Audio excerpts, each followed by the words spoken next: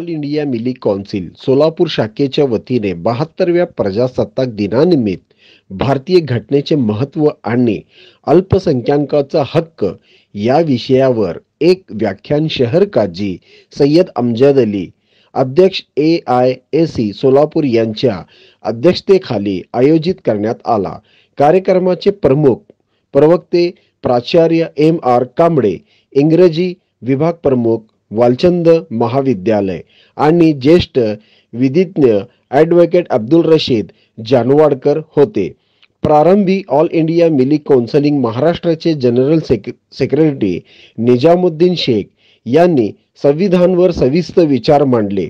तसेच प्राचार्य कांबळे यांनी संविधानाविषयी आणि अल्पसंख्याकांचा हक्काबद्दल माहिती दिली। याचप्रमाणे ॲडव्होकेट जानवडकर ही आपले विचार मांडले। अध्यक्षीय भाषणात शहर काझी म्हणाले की राज्यघटनेचा आधार त्याच प्रस्तावनावरून समजला जातो आणि हे प्रस्तावना न्याय, स्वातंत्र्य, समानता आणि बंधुत्व यावर आधारित आहे। विशेष हे सर्व गोष्टी 1400 वर्षापूर्वी कुराण आणि प्रेषित मोहम्मद यांच्या जीवनातून इस्लाम वर्णन केले आहेत, असे ते म्हणाले। कार्यक्रमाची सुरुवात मौलाना इब्राहिम मंगलगिरी यांच्या कुराण पठणाने झाली। AIMCचे उपाध्यक्ष फैज इनामदार यांनी सर्वांचे स्वागत केले। प्राचार्य नसिरुद्दीन आडनकर यांनी AIMCचे स्थापनेबद्दलची माहिती दिली। यावेळी doctor Parvez Atnurkar, Mohammed Shafi Shaikh, Khajabai Shaikh, doctor Vijapure, doctor Shafi Chopdar, doctor Jannat Bagman आदी उपस्थित होते। कार्यक्रमाचे सूत्रसंचालन डॉक्टर अब्दुल रशीद शेख यांनी केले तर आभार AIMCचे सेक्रेटरी आझम शेख यांनी मानले। शेवटी राष्ट्रगीताने कार्यक्रम संपन्न झाला। जो संविधान है और संविधान का प्रेम्बल है और इसमें 4 चीज़ें ऐसी हैं जो निहायत अहम हैं, जो इसकी असास व बुनियाद है, और वो है जस्टिस, लिबर्टी, इक्वालिटी और फ्रेटर्निटी। जस्टिस यानी इंसाफ, हर एक इंसाफ का हकदार है। मैं आप सभी हजरात को ये चीज़ समझाना चाहता हूँ कि अल्हम्दुलिल्लाह सुम्मा अल्हम्दुलिल्लाह बाबा साहेब अम्बेडकर की क़ियादत में इस मुल्क के इस दस्तूर को जो तश्कील दिया गया, इसकी बुनियादें अगर देखें, इसकी असास अगर देखें, तो ये तमाम चीज़ें जो 1400 साल पहले पैगम्बर इस्लाम, मुहसन इंसानियत, मुअल्लिम कायनात नबी करीम मुहम्मदुर रसूलुल्लाह सल्लल्लाहु अलैहि वसल्लम ने पेश फरमाई, उन्हीं तमाम चीज़ों की आकासी और उन्हीं तमाम चीज़ों की गमाज़ी करता है। आप देखें, जस्टिस की बात की जाती है, लिबर्टी की बात की जाती है, इक्वालिटी की बात की जाती है, फ्रेटर्निटी की बात की जाती है। इस्लाम ने क्या कहा इस बारे में? आप उठाएं, जहाँ इस मुल्क का संविधान कहता है कि जस्टिस, इंसाफ इस मुल्क के लिए निहायत अहम है और उसकी बुनियाद है, और इस्लाम कितने प्यारे अंदाज में कुरान करीम में बयान करता है। सूरह माइदा में आयत नंबर 8 में अल्लाह फरमाता है, ला यजरिमन्नकुम शनआन कौमिन अला अल्ला तअदिलू इअदिलू हुवा अक़रबु लित्तक़वा। फरमाया कि ए ईमान वालो, वो लोग जो अल्लाह उसके रसूल पर और कुरान पर ईमान रखते हैं, सुन लो, किसी कौम, किसी जमात, किसी समाज, किसी तबक़े की अदावत और उनके ताल्लुक़ से तुम्हारे दिलों में अगर कोई कीना कपट है, नाराज़गी है, खलिश है, नफ़रत है, तो ये नाराज़गी, ये नफ़रत, ये खलिश तुम्हें इस बात पर न उभारे कि तुम जुल्म करने बैठ जाओ। ला यजरिमन्नकुम, तुम्हें हरगिज़ न उभारे कि तुम ना इंसाफ़ी करो, ना इअदिलू, बल्कि हर सूरत में, चाहे वो मामला तुम्हारे घर का हो या बाहर का हो, दोस्त का हो या दुश्मन का हो, चाहने वालों का हो या नफ़रत करने वालों का हो, फरमाया इंसाफ का दामन तुम्हारे हाथ से छूटना नहीं चाहिए। हर हाल में इस्लाम के मानने वालों को ये समझाया गया कि ए दिलो, अदल से काम लो, इंसाफ से काम लो, चाहे वो घर में इंसाफ हो, चाहे वो मुआशरे में इंसाफ हो, चाहे वो बैनल मुस्लिमीन हो, या फिर सभी हमारे मुआशरे में बसने वाले हर एक मज़हब, हर एक मिजाज, हर एक फ़िक्र के लोग हों, चाहे उनका ताल्लुक़ किसी मज़हब से हो। इसकी बेहतरीन मिसाल खुद नबी करीम सल्लल्लाहु अलैहि वसल्लम के पास जब मुकद्दमा पेश किया गया एक जागीर को लेकर, तो सामने जिसने मुकद्दमा लेकर आए वो एक मुसलमान था और दूसरा नॉन मुस्लिम था, लेकिन नबी करीम सल्लल्लाहु अलैहि वसल्लम ने इंसाफ का पैमाना और इंसाफ का मेयार बताते हुए उस गैर मुस्लिम के हक़ में फ़ैसला सुनाया और तारीख़ ने इसे रकम किया है। और जो इस मुल्क का संविधान कहता है कि जस्टिस, इंसाफ, यही चीज़ इस्लाम ने 1400 साल पहले बताई। अगरचे कि आप किसी दुश्मन के लिए और उसके मुकदमे भी अगर आप बैठे हैं तो आपको इंसाफ से काम लेना है, यही बात संविधान कहता है। और संविधान क्या कहता है? संविधान कहता है लिबर्टी, आपको आज़ादी है, आपके इजहार ख्याल की, आपके अकायद की, आपके नज़रियात की, आपकी फ़िक्र की, आपकी इबादत की आज़ादी। इस्लाम क्या कहता है? इस्लाम कहता है लकुम दीनुकुम वलिय दीन, मेरा दीन, मेरा धर्म, मेरा मज़हब मेरे साथ, तुम्हारा दीन, तुम्हारा मज़हब तुम्हारे साथ। कुरान करीम में अल्लाह सूरह आले इमरान में फरमाता है ला इकराह फिद्दीन, दीन के मामले में, धर्म के मामले में, अकायद नज़रियात के मामले में, फ़िक्र के मामले में कोई ज़बरदस्ती नहीं। किसी के लिए ये रवा और जायज़ नहीं है कि वो किसी और पर अपने मजहबी ख़यालात को, अपनी फ़िक्री ख़यालात को, अपनी आइडियोलॉजी को थोपे। फरमाया नहीं, लकुम दीनुकुम वलिय दीन। आप खुद ये तालीम पैगम्बर इस्लाम सल्लल्लाहु अलैहि वसल्लम के ज़रिए से अल्लाह ने कुरान करीम में दी कि आपका काम दीन को पहुँचाना है। वमा अंता अलैहिम बिजब्बार, आपको उन पर ज़बरदस्ती करने वाला बनाकर नहीं भेजा गया, बल्कि आप अपनी बात को पहुँचाइए। और हुजूर के निस्बत से सारे लोगों को ये बात बताई गई कि आपका काम बस पहुँचाना है। तो ये मुल्क का संविधान कहता है कि लिबर्टी, हर एक को आज़ादी है। और यही बात 1400 साल पहले इस्लाम ने कही, लकुम दीनुकुम वलिय दीन, ला इकराह फिद्दीन, दीन के मामले में कोई जबर नहीं। आप देखें आगे जो बुनियाद है वो इक्वेलिटी है, बराबरी, मसावात, हर एक बराबर है। आप अगर, मेरे पास तो वक्त है नहीं, तो मैं बड़ी रफ्तार के साथ आपको वो मंज़र, वो वक्त और वो माहौल में लेकर चलता हूँ कि जब विदाई और रुखसत का वक्त था और पैगम्बर इस्लाम जनाब मोहम्मद रसूलुल्लाह सल्लल्लाहु अलैहि वसल्लम ने हज्जतुल वदा के मौके पर, यानी जो आपने एक और आखिरी हज फरमाया, उस आखिरी हज के मौके पर आपने ये बात सबको बावर कराई और सबसे कमिटमेंट लिया।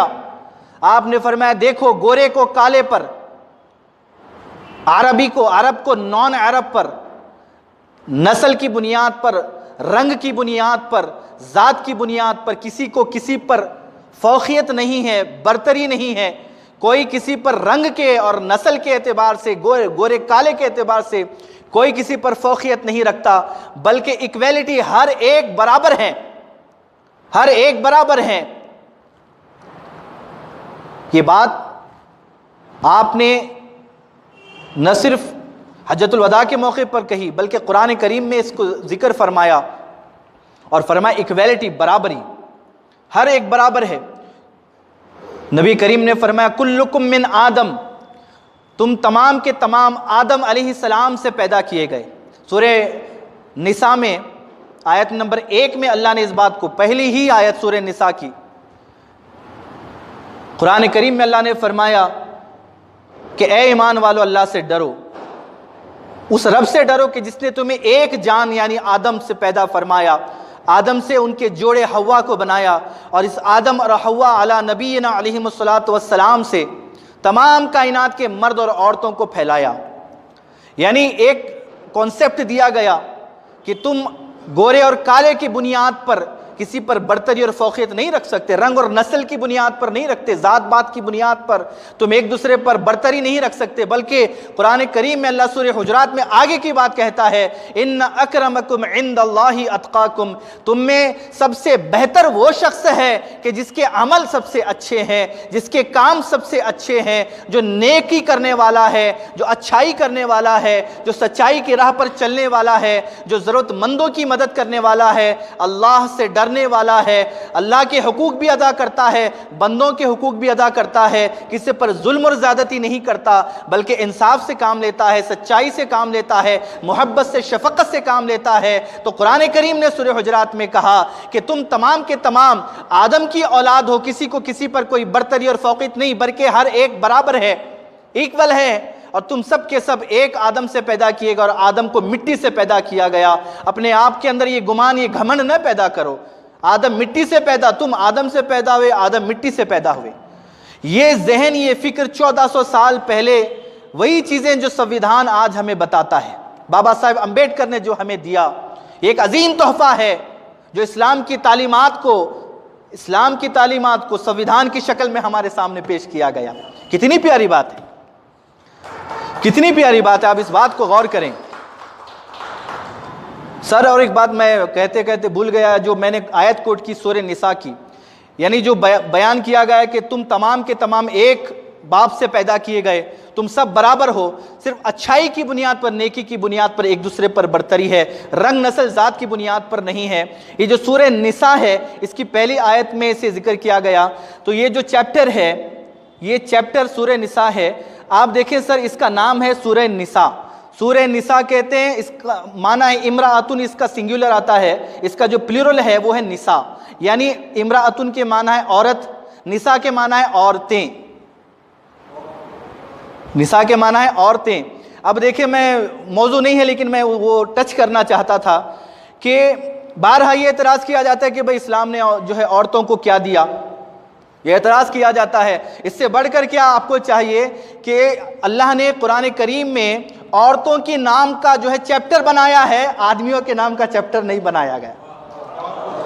सूरह रिजाल नहीं है कहीं भी, आप देखें, निसा के माना है औरतें, औरतों का सूरा, क्योंकि उसमें बहुत सारे हुकूक, अधिकार और राइट्स जो हैं औरतों के, उसमें बड़ी तफसील के साथ बताए गए, तो उसका नाम ही सूरह निसा रख दिया गया।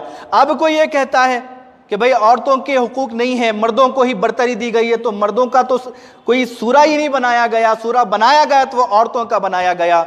ये तमाम वो चीज़ें हैं कि जो बताती है कि इस्लाम अपने अंदर मसावात को रखता है, बराबरी को रखता है, हर एक मर्द और औरत होने के एतबार से बराबर है। लेकिन हाँ, हर एक की जिम्मेदारी जुदा जुदा है, हर एक की जो है लायबिलिटीज़ जुदा जुदा हैं, हर एक के ऊपर पाबंदियाँ जुदा जुदा हैं, हर एक के जो ड्यूटीज़ हैं वो दोनों अलग अलग हैं। ये इस्लाम की परिभाषा है जो इस्लाम बयान करता है। और आखिर में मैं कहूँगा जो है फ्रेटर्निटी, और देखिए इसमें अब रहा भाईचारगी का मामला कि ये इस्लाम की बुनियाद भाईचारगी पर है, इस्लाम की बुनियाद भाईचारगी पर है। इससे बढ़कर भाईचारगी और क्या हो सकती है, इससे बढ़कर भाईचारगी और क्या हो सकती है कि ये बारहा समझाया गया कि तुम एक ही बाप से पैदा हुए, तुम एक ही नस्ल से पैदा हुए, तुम तमाम एक बाप की औलाद हो और आपस में तुम भाई भाई हो।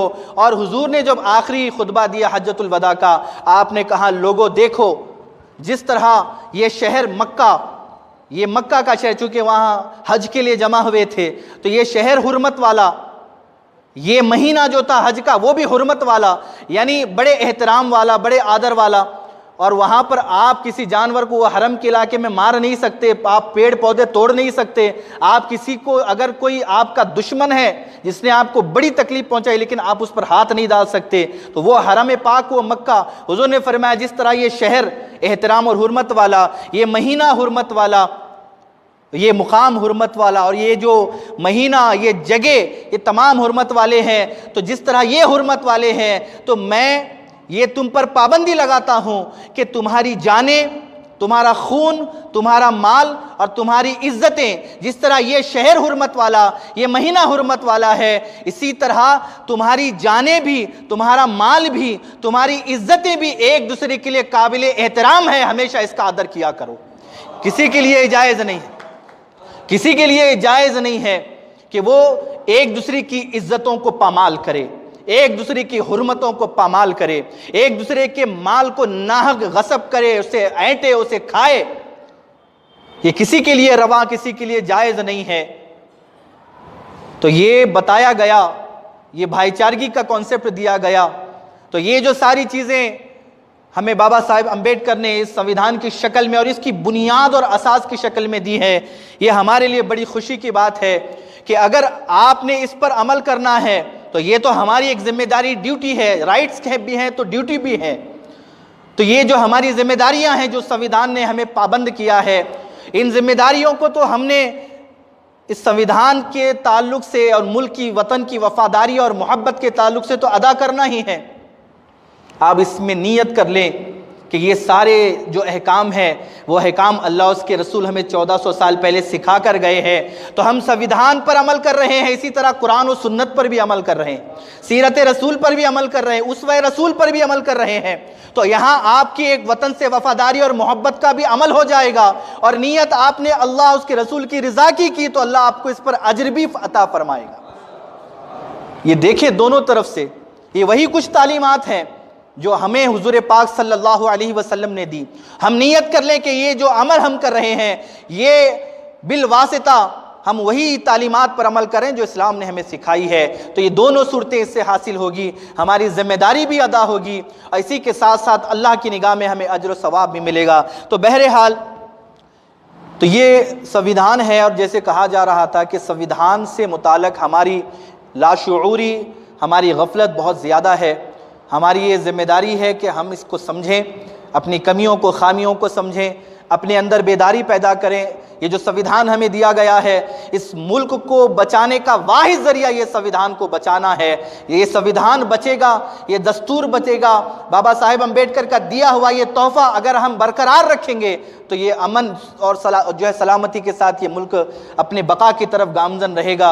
ये हम सब की जिम्मेदारी है कि हम सिर्फ 26 जनवरी रिपब्लिक डे के मौके पर नहीं बल्कि वक्तन फ़वक्तन, गाहे बगाहे हम अपनी महफिल में, अपने हलक़ों में इस पर गुफ्तगू करें, बात करें, शऊर बेदारी पैदा करें अपने नौजवानों में, अपने बच्चों में, अपने बड़ों में, और इस फ़िक्र को अपने अंदर पैदा करें कि इस मुल्क का संविधान इतना मजबूत है कि कोई भी हुकूमत आए या जाए उससे कोई फ़र्क नहीं पड़ेगा।